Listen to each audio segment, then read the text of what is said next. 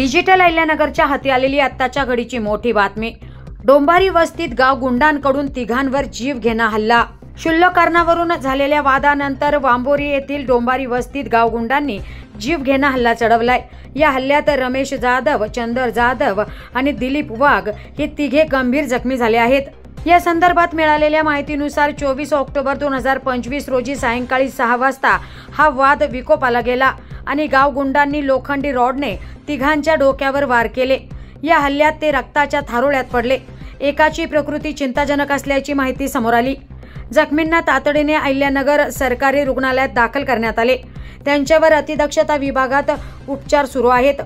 या घटनेत रतन यशवंत वाघ, राहुल यशवंत वाघ, श्याम वाघ, नेनू वाघ आणि अविनाश राजेंद्र वाघ यांची नावे समोर आली आहेत। हल्ल्यानंतर हे सर्व आरोपी घटनास्थळावरून पसार झालेत। पोलीस ठाण्यात जीवे मारण्याचा प्रयत्न आणि गंभीर दुखापत या कलमान्वये गुन्हा दाखल करण्यात आलाय।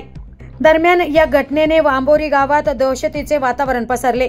मारहाण करणाऱ्या आरोपींची गावात दहशत असून या गुन्हेगारांची पार्श्वभूमी तपासून त्यांच्यावर राहुरी पोलिसांनी कडक कारवाई करावी अशी मागणी आता नागरिकांमधून जोर धरू लागली आहे, अशी माहिती जखमी चंदर रमेश जाधव यांनी डिजिटल अहिल्यानगरशी बोलताना दिली।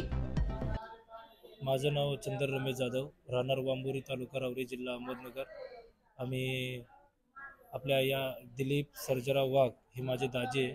काल आमच्या क्षुल्लक कारणावरून भांडणं झालेत, त्याच्यात वाद झाला आणि काही कारण क्षुल्लक होतं, एकदम काही नव्हतं त्याच्यात। एक गाडी रस्त्यावर लावलेली, त्याच्यावर सामान आम्ही त्या रस्त्यामध्ये गाडी सामान भरत होतो, तर त्यांना सांगितलं की आम्ही गाडी बाजूला घेणार आहे, तुम्ही गडबड करू नका। ते आले धावत धावत की गाडी बाजूला घ्या, मला लगेच काम चालू करायचं। पण म्हटलं तर सामान, पाऊस चालू होता तर सामान ओढलं होते, ते गाडी टाकून द्या। आम्ही त्यांनी ऐकलंच नाही, लगेच त्यांनी ते जीव घेणं हल्ला केला आमच्यावर। त्यांनी स्टीलचे पाईप आणि दांड्यांनी आम्हाला, आमच्या दाजीवर, माझ्यावर आणि माझ्या दोन लेडीज यांच्यावर हल्ला केला, जीव घेणं हल्ला केला। तर मला असं म्हणायचं आहे पोलीस प्रशासनाला आणि त्यांच्यावर, या गावगुंडांना यांचं नेहमीच झालेलं आहे।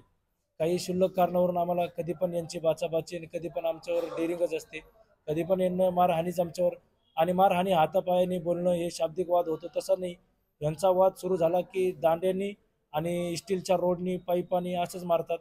हे आमच्यावर यांचा जीव घेण्याचा प्रयत्न त्यांनी केला। तर पोलीस प्रशासनाला माझी एवढी विनंती आहे की आपण त्या गावगुंडांवर कठोर अशी कारवाई करावी।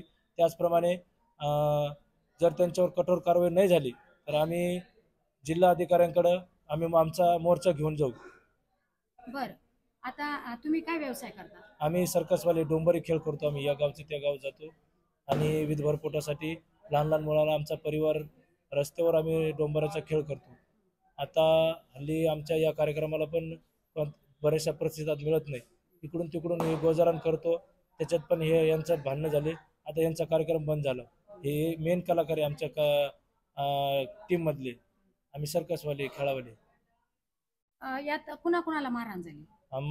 मला वैयक्तिक, त्याप्रमाणे माझी दाजी, माझी बहीण, माझी मंडळी, आमच्या 4 जणांना बऱ्यापैकी मारहाण केली त्यांनी। ताई, तुम्हाला रडू येतंय आता, काय सांगायला? तुम्हाला देखील मारहाण करण्यात आली? हो, आम्हाला पण मारलंय, हाण केलं, जास्त मारलंय। त्याला सोडायला गेले म्हणून आम्हाला पण हाणलं त्यांनी। अच्छा, सोडायला गेले म्हणून तुम्हाला पण मारलं? हो, सोडायला गेले म्हणून लय हाणलं त्यांनी आम्हाला।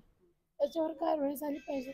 ते ऐकत नाही, त्यांचं एक बारचं नसतं, सारखं सारखं आमच्या भांडण्यात कवा पण एक जण होऊन नाही, समजे जण येतात। ते 10-12ची गँगच असते, त्यांना सगळ्यांना मारतात, पण स्टील पाईप, लोखंड असंच मारायला सुरुवात करतात। मागं पुढं पाहत नाही, त्याचा जीव गेला असतं तर त्यांनी काय केलं असतं?